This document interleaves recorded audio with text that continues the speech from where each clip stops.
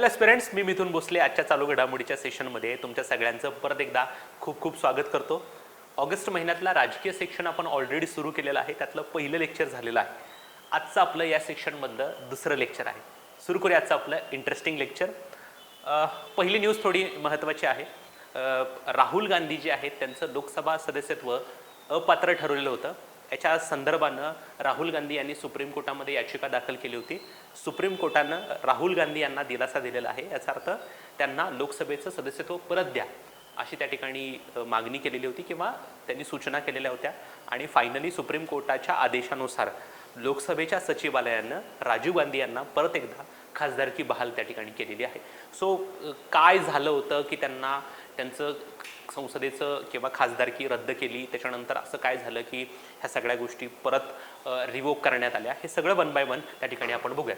So Rahul Gandhi यांना दिलासा म्हणजे काय, तर ह्यांची शिक्षा जी आहे ती रद्द करून त्यांना त्या ठिकाणी खासदारकी बहाल करण्याचा आदेश त्या ठिकाणी दिलेला आहे. शिक्षेला स्थगिती दिलेली आहे सुप्रीम कोर्टाने.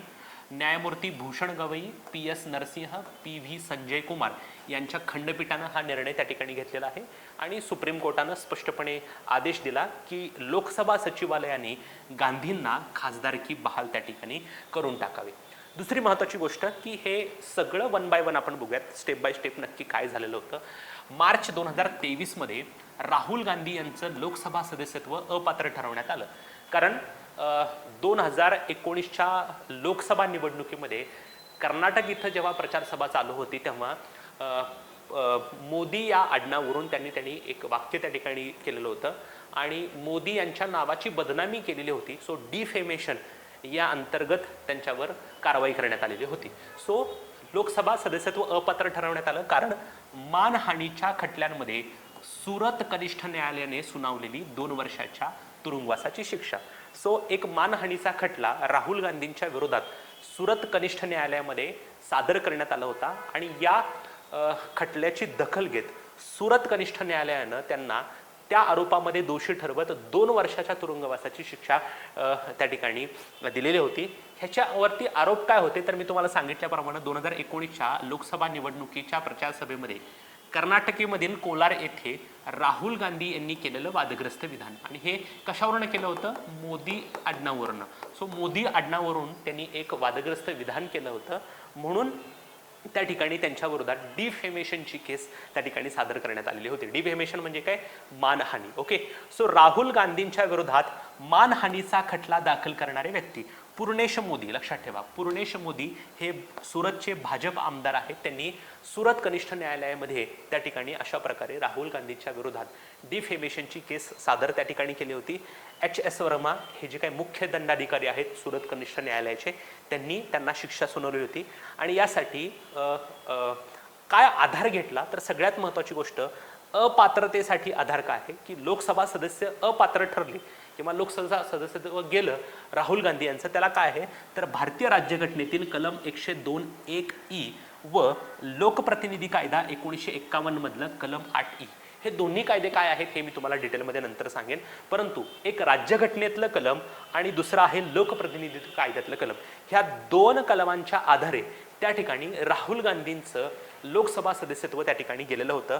शिक्षेसाठी आधार काय बघा तर IPC म्हणजे इंडियन पिनल कोड मधलं कलम 499 काय आहे तर मानहानी. एखाद्या व्यक्तीनं मानहानी केल्यानंतर आणि त्याच्यावरती शिक्षा हे त्या ठिकाणी 499 आहे आणि कलम 500. सो कलम 499 आणि कलम 500 या अंतर्गत हे कलम कुठले आहेत, इंडियन पिनल कोड म्हणजे भारतीय दंड संहितेमधल्या कलम 499 आणि 500 अंतर्गत राहुल गांधी यांना 2 वर्षाची शिक्षा झाली.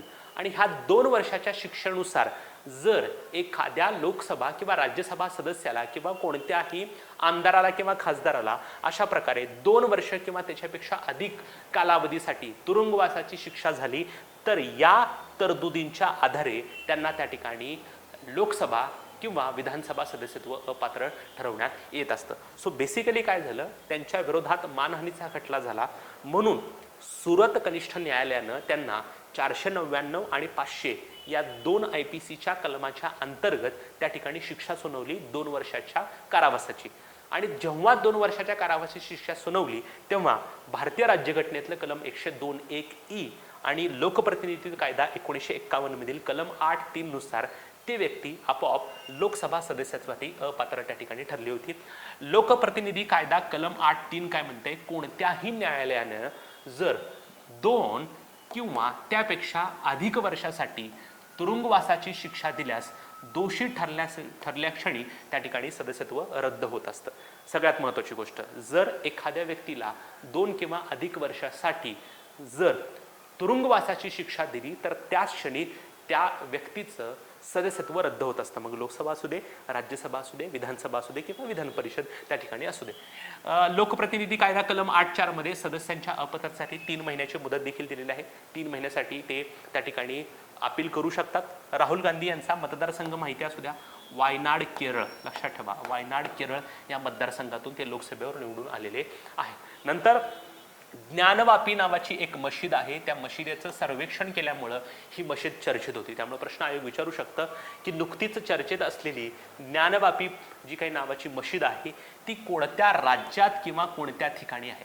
सो उत्तर प्रदेश राज्यातील वाराणसीमध्ये जे काही काशी विश्वनाथ मंदिर आहे त्या काशी विश्वनाथ मंदिरात जवळ अशा प्रकारची ही ज्ञानवापी मशीद त्या ठिकाणी आहे. Okay, yes. नंतर ह्याचं व्यवस्थापन कुणाकडून केलं जातं, अंजुमन इंतेजामिया मशीद समितीकडून त्याचं त्या ठिकाणी व्यवस्थापन केलं जातं. आणि सगळ्यात महत्त्वाची गोष्ट, हे जे काही ज्ञानवापी मशीद आहे त्याचं सर्वेक्षण कुणाकडून केलं जाणार होतं, तर आर्किओलॉजिकल सर्वे ऑफ इंडिया, त्याला आपण भारतीय पुरातत्व सर्वेक्षण विभाग म्हणतो.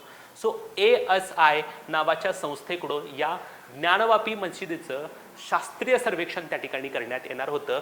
आणि हा आदेश कोणी दिला होता, वाराणसी जिल्हा न्यायालयानं. जेव्हा वाराणसी जिल्हा न्यायालयानं अशा प्रकारे ASIला या मशिदीचं सर्वेक्षण करण्याचा निर्णय दिला तेव्हा काही मुस्लिम बंधूंनी त्या ठिकाणी अशा प्रकारे सुप्रीम कोर्टामध्ये अपील केली आणि सुप्रीम कोर्टानं सांगितलं की आम्ही या सर्वेक्षणावर तात्पुरती स्थगिती देतोय. लक्षात ठेवा, मुस्लिमांनी त्या ठिकाणी काय केलं, या निर्णयाच्या विरोधात काय केले, सुप्रीम कोर्टामध्ये गेले.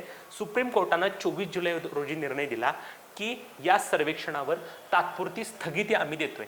मग स्थगिती दिल्यानंतर दुसऱ्या दिवशी सुप्रीम कोर्टानं सांगितलं की याबाबत कोण निर्णय देईल, की अलाहाबाद उच्च न्यायालय. लक्षात ठेवा, सुप्रीम कोर्टानं पहिल्यांदा स्थगिती दिली आणि सुप्रीम कोर्टानं काय आदेश दिला की आम्ही पुढचा निर्णय घेईपर्यंत अलाहाबाद उच्च न्यायालयानं या सर्वेक्षणाच्या बाबतीत काय करावं, आपला निर्णय त्या ठिकाणी द्यावा.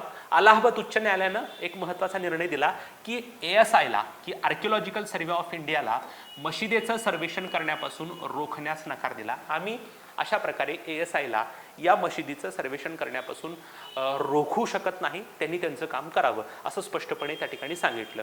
सो याचा जे काही मुस्लिम लोक आहेत त्यांना रिस्पेक्ट करावा लागला आणि त्याच्यानंतर या मशिदीचं सर्वेक्षण त्या ठिकाणी सुरू झालेलं होतं. सो बेसिकली हे सर्वेक्षण कशासाठी करण्यात आलेलं होतं, तर जुन्या काळात ही वास्तू म्हणजे मंदिर होते काय. आता सध्याला ही जी काही मशीद आहे ही मशीद त्या ठिकाणी पूर्वी मंदिर होती, परंतु काही मुस्लिम कट्टरवादी लोकांनी हे मंदिर पाडलं आणि ह्याच्या वास्तूचं रूपांतर मशिदीमध्ये केलं होतं. सो आत्ता सध्याला जी मशीद आहे ती एकेकाळी मंदिर होते काय याचा शोध त्या ठिकाणी केला जाणार आहे. आणि ह्याच्यासाठी सध्याच्या जी काही मशीद आहे त्याच्या कोणत्याही भागाचं नुकसान न करता रडार तंत्रज्ञानाद्वारे मशिदीच्या घुमटाखालील सर्व भागांच्या वयाचा शोध त्या ठिकाणी घेण्यात येणार आहे. जी काय रडार टेक्नॉलॉजी आहे त्याच्या माध्यमातून हे सर्वेक्षण असेल. दुसरी गोष्ट, भूमिगत भागांची देखील तपासणी केली जाईल.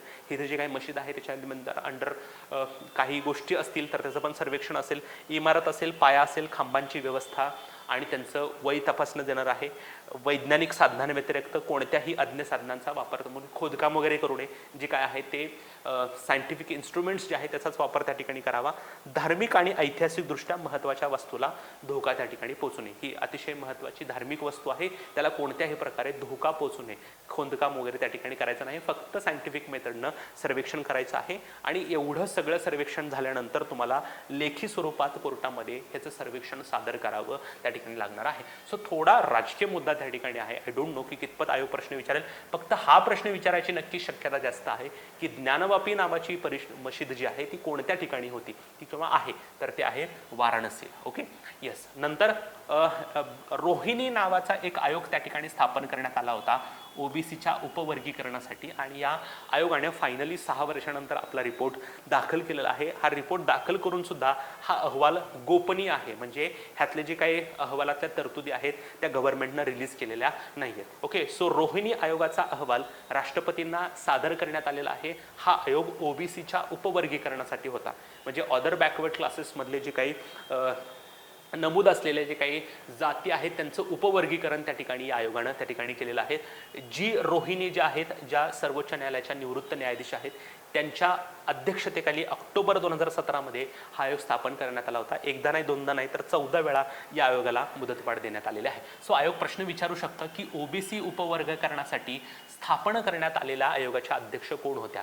जी रोहिणी. ओके, चलो नेक्स्ट. नंतर खासदारकीचं सध्याचं वय जे आहे ते 25, ते वय कमी करून 18 वर्ष करावं का, असा त्या ठिकाणी एका राज्यसभेच्या संसदीय स्थायी समितीनं त्या ठिकाणी शिफारस केलेली आहे.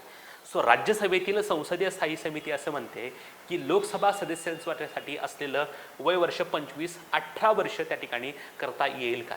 ओके, सो हीच शिफारस त्या ठिकाणी केलेली आहे. फिनलँड मॉडेलचा आधार त्या ठिकाणी या समितीनं त्या ठिकाणी दिलेला आहे. केंद्रीय निवडणूक आयोगानं स्पष्टपणे सांगितलेलं आहे की जोपर्यंत घटना दुरुस्ती होत नाही तोपर्यंत प्रचलित नियमांमध्ये कोणताही बदल होणार नाही. सो भारतीय निवडणूक आयोगाची भूमिका स्पष्ट त्या ठिकाणी आहे. जेव्हा केंद्र घटना दुरुस्ती करेल आणि हे उमेदवारीसाठीचं वय 25 वर्षावरून 18 वर्ष करेल, तोपर्यंत एखाद्या व्यक्तीला लोकसभेसाठी खासदार किंवा खासदार म्हणून जर उभा राहायचं असेल तर वय वर्ष 18 त्या ठिकाणी असणार, 25 असणार आहे. याचा अर्थ वय मतदारांचं वय जरी 18 असलं तरी लोकसभा खासदार म्हणून निवडून येण्यासाठी वय मर्यादा आहे 25.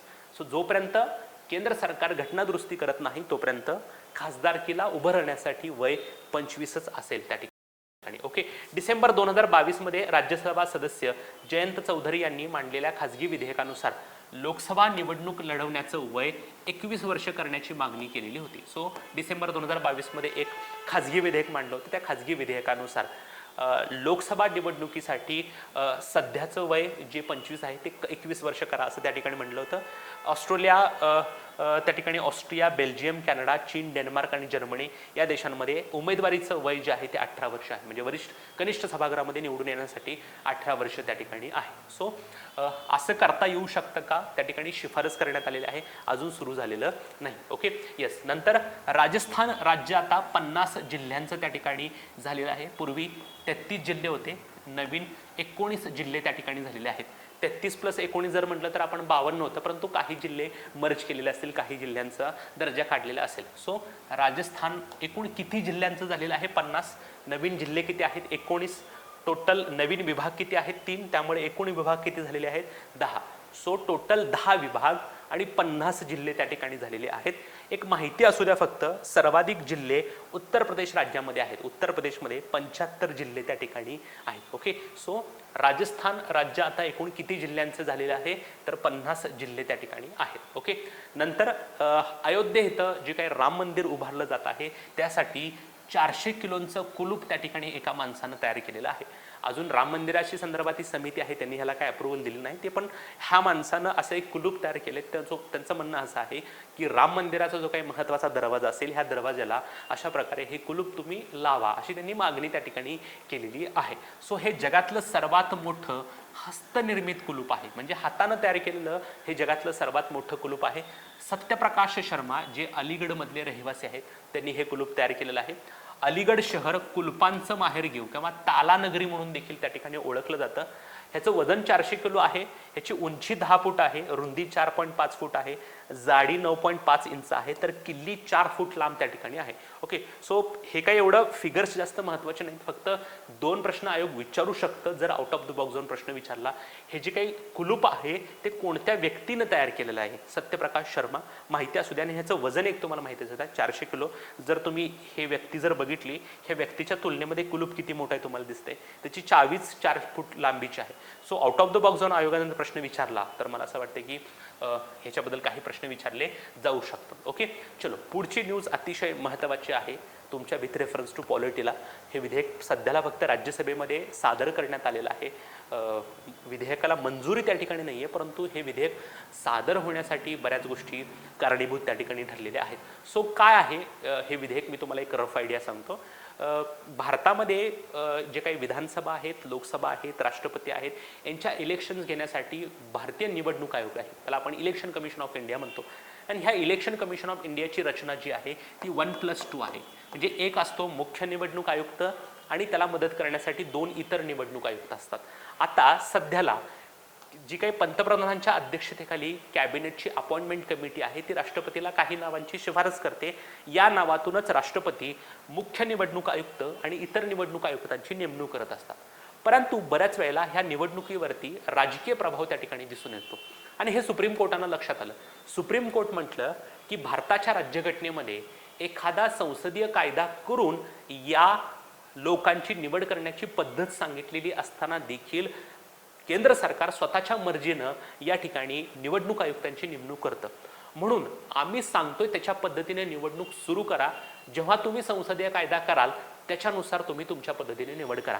परंतु आम्ही सांगतोय त्याच्यानुसार पंतप्रधान, सरन्यायाधीश आणि विरोधी पक्षनेता या तिघांची एक निवड समिती स्थापन करा आणि ही निवड समिती राष्ट्रपतींना नावांची शिफारस करेल. राष्ट्रपती या नावातून मुख्य निवडणूक आयुक्त आणि इतर निवडणूक आयुक्तांची नेमणूक करतील असं त्या ठिकाणी सांगितलं.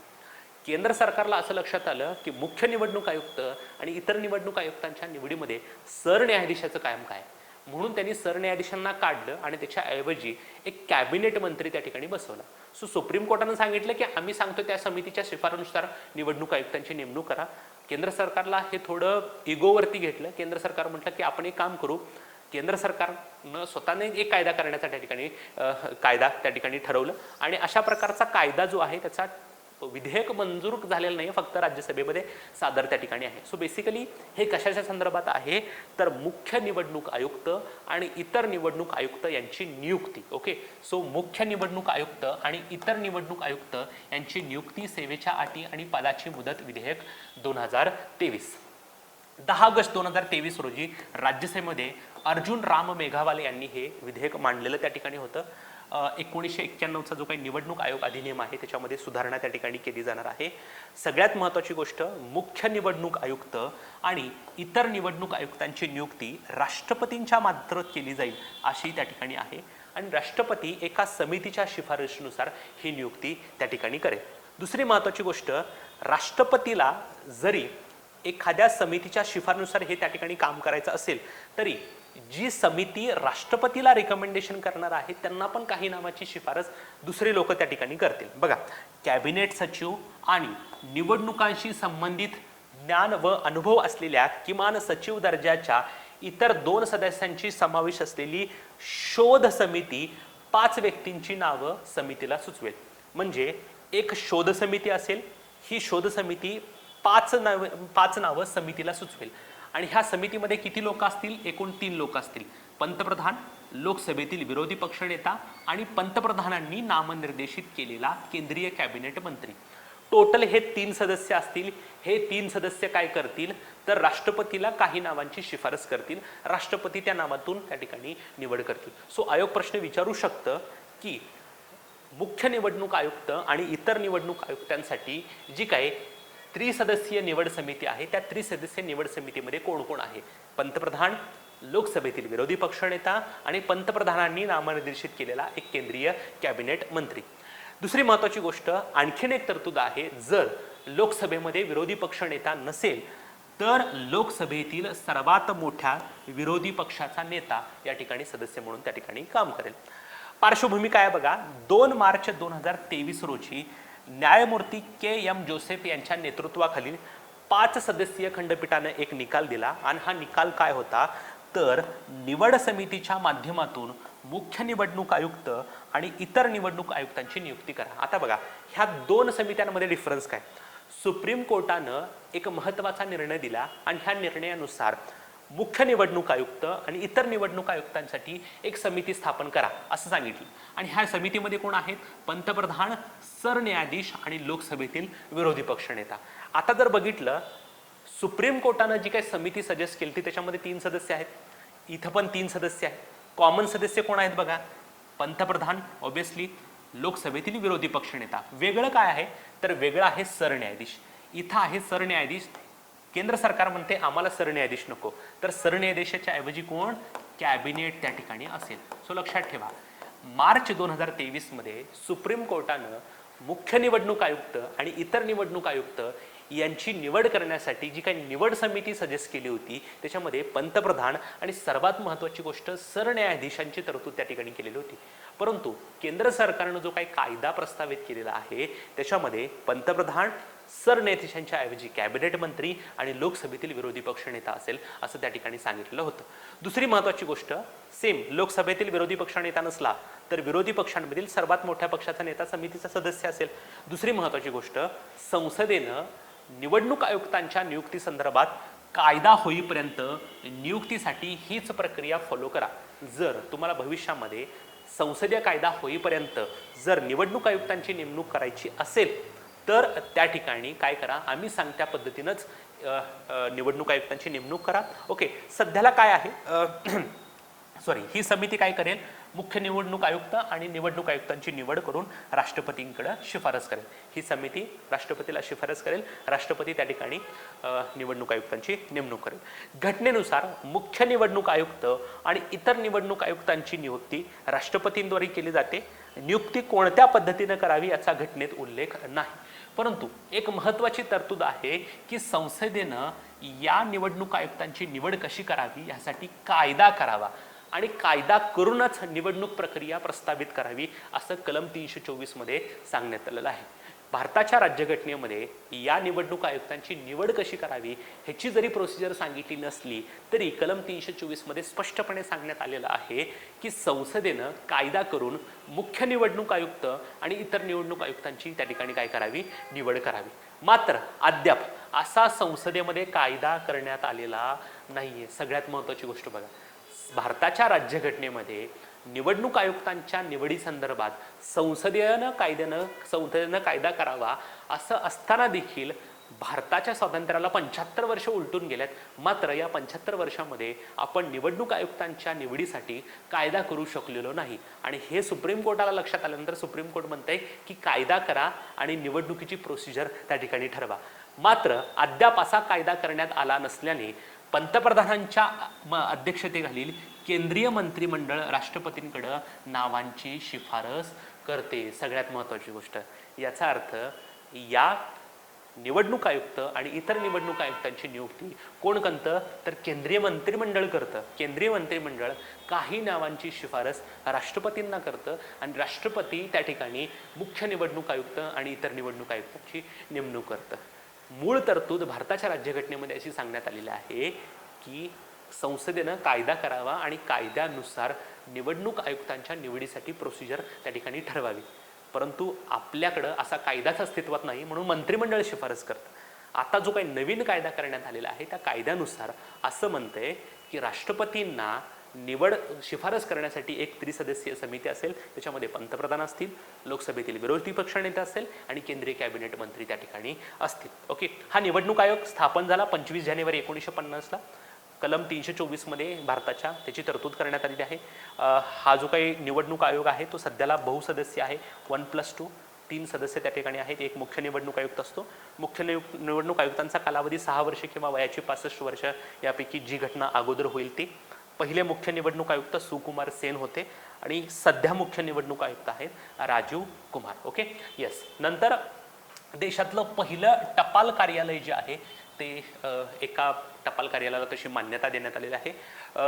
ह्याला पहिलं टपाल कार्यालय काय म्हटलं गेलंय कारण ह्याची जुनी ओळख काय होती तर देशातलं सर्वात शेवटचं टपाल कार्यालय हे कुठं आहे तर जम्मू काश्मीरच्या कुपवाडा जिल्ह्यातील एक टपाल कार्यालय आहे. सो ज्या टपाल कार्यालयाची पूर्वीची ओळख देशातलं सर्वात शेवटचं टपाल कार्यालय होतं त्याची नवीन ओळख आहे देशातलं पहिलं टपाल कार्यालय. ओके, सो जम्मू काश्मीर केंद्रशासित प्रदेशातील कुपवाडा जिल्ह्यातील कार्यालयाला हा सन्मान देण्यात आलेला आहे. किशनगंगा नदीच्या काठी अशा प्रकारचं हे पोस्ट ऑफिस आहे.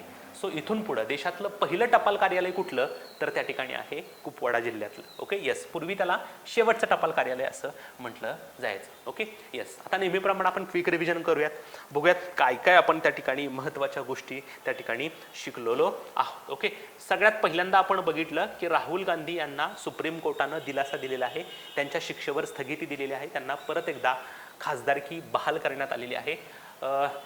ह्याच्या अगोदर मार्च 2023 मध्ये राहुल गांधींचं लोकसभा सदस्यत्व गेलेलं होतं, कारण सुरत उच्च न्यायालयानं त्यांना 2 वर्षाची शिक्षा दिली होती, कारण पूर्णेश मोदी यांनी त्यांच्यावर डिफेमेशनची केस त्या ठिकाणी दाखल केली होती आणि या खटल्यानुसार त्या ठिकाणी त्यांना 2 वर्षाची शिक्षा झाली. नंतर या शिक्षेनुसार भारतीय राज्यघटनेतलं कलम 102(1)(e) आणि लोकप्रतिनिधित्व कायदा 1951 मधील कलम 8(3) नुसार त्यांचं सदस्यत्व त्या ठिकाणी गेलेलं त्या ठिकाणी होतं. वायनाड हा त्यांचा मतदारसंघ त्या ठिकाणी आहे. ज्ञानवापी मशिदाचं सर्वेक्षण करण्याचा जो काही अधिकार आहे तो ASI ला देण्यात आलेला आहे आणि ही मशीद जी आहे वाराणसीमध्ये आहे. बऱ्याच मुद्दे त्या ठिकाणी आपण बघितले की शास्त्रीय पद्धतीने सर्वेक्षण करायचं आहे. काही अपील त्या ठिकाणी दाखल झालं होतं. अलाहाबाद उच्च न्यायालय असेल त्यांनी मध्यस्थी केलेली असेल, त्यांनी सांगितलं की ASI ला आम्ही थांबवू शकत नाही अशा प्रकारचं त्यांना सर्वेक्षण करण्यापासून. नंतर जी रोहिणी यांच्या अध्यक्षतेखाली OBCच्या उपवर्गीकरणासाठी जो काही आयोग स्थापन केला होता त्यांनी आपला अंतिम अहवाल सादर त्या ठिकाणी केलेला आहे. अहवालातल्या बाबी आपल्याला माहीत नाही आहे कारण हा अहवाल गोपनीय आहे. ऑक्टोबर 17 मध्ये त्याची स्थापना करण्यात आली. 14 वेळा त्याला मुदतवाढ देण्यात आलेली आहे. खासदारकीसाठी किमान वय 18 वर्ष असावं का अशी संसदीय स्थायी समितीनं शिफारस त्या ठिकाणी केलेली आहे. सध्याला वय आहे 25. ओके, एक खाजगी विधेयक देखील मांडण्यात आलं होतं. त्यांनी सांगितलं होतं की 21 वर्ष त्या ठिकाणी करा. नंतर राजस्थान हे 50 जिल्ह्यांचं त्या ठिकाणी झालेलं आहे. सर्वाधिक जिल्ह्यांचं राज्य ज्या ठिकाणी आहे उत्तर प्रदेश. ओके, राम मंदिरासाठी 400 किलोचं कुलूप बनवण्यात आलेलं आहे. जगातलं हे सर्वात मोठं हस्तनिर्मित कुलूप आहे. सत्यप्रकाश शर्मा यांनी हे बनवलेलं आहे. नंतर मुख्य निवडणूक आयुक्त आणि इतर निवडणूक आयुक्तांच्या निवडी संदर्भात एक राज्यसभेमध्ये विधेयक सादर त्या ठिकाणी करण्यात आलेलं आहे 10 ऑगस्टला. अजून राज्यसभेमध्ये मंजूर झालेलं नाही, प्लस लोकसभेमध्ये देखील त्या ठिकाणी मंजूर करण्यात आलेलं नाही, फक्त प्रस्तावित कायदा त्या ठिकाणी आहे. सगळ्यात महत्त्वाची गोष्ट काय आहे तर मुख्य निवडणूक आयुक्त आणि इतर निवडणूक आयुक्तांच्या निवडीसाठी एक निवड समिती असेल जी राष्ट्रपतींना शिफारस करेल आणि ह्या निवड समितीमध्ये कोण असतील? पंतप्रधान ऑब्व्हियसली अध्यक्ष असतील. दुसरी महत्त्वाची गोष्ट लोकसभेतील विरोधी पक्षनेता. जर विरोधी पक्षनेता नसेल तर लोकसभेमध्ये सर्वात मोठा विरोधी पक्षाचा सदस्य त्या ठिकाणी असेल आणि पंतप्रधानांनी नामनिर्देशित केलेला केंद्रीय कॅबिनेट मंत्री. ओके, याच्या अगोदर सुप्रीम कोर्टानं मध्यस्थी केली आणि सुप्रीम कोर्ट म्हटलं की संसदेनं जोपर्यंत कायदा करत नाही तोपर्यंत आम्ही सांगितलेल्या निवड समितीनुसार निवडणूक आयुक्तांची त्या ठिकाणी तुम्ही निवड करा. मग त्याच्यामध्ये काय होतं? पंतप्रधान होते, लोकसभेतील विरोधी पक्षनेता पण होता, परंतु केंद्रीय कॅबिनेट मंत्र्याच्या ऐवजी सरन्यायाधीश त्या ठिकाणी सांगितलेले होते. केंद्राला हे मंजूर झालं नाही, सरन्यायाधीश नको म्हटले आणि त्यांनी कॅबिनेट मंत्र्याची तरतूद त्या ठिकाणी केलेली होती. ओके, दुसरी महत्त्वाची गोष्ट की सध्याला भारताच्या राज्यघटनेमध्ये निवडणूक आयुक्तांची निवड कशी करावी याचा उल्लेख नाही, परंतु निवडणूक कशी असावी ह्यासाठी संसदेनं कायदा करावा असं 324 मध्ये सांगण्यात आलेलं आहे. मात्र सध्याला अशा प्रकारचा कोणताही कायदा नसल्यामुळं केंद्रीय मंत्रिमंडळाकडून राष्ट्रपतींना या नावाची शिफारस त्या ठिकाणी केली जाते. 25 जानेवारीला स्थापना आहे. 324 कलमामध्ये तरतूद त्या ठिकाणी आहे. 1+2 अशी त्याची रचना आहे. एक मुख्य निवडणूक आयुक्त आणि 2 निवडणूक आयुक्त त्या ठिकाणी आहेत. राजीव कुमार हे सध्याला मुख्य निवडणूक आयुक्त त्या ठिकाणी आहेत. नंतर जम्मू काश्मीरमधल्या कुपवाडी जिल्ह्यातील टपाल कार्यालयाला देशातील पहिलं टपाल कार्यालय असा दर्जा देण्यात आलेला आहे. पूर्वी त्याची ओळख शेवटचं टपाल कार्यालय असे त्या ठिकाणी होती. ओके येस, सो आजच्यासाठी आपण इथंच थांबतोय मित्रांनो. परत भेटूयात नवीन चालू घडामोडी आणि नवीन संकल्पनांसहित. तोपर्यंत धन्यवाद.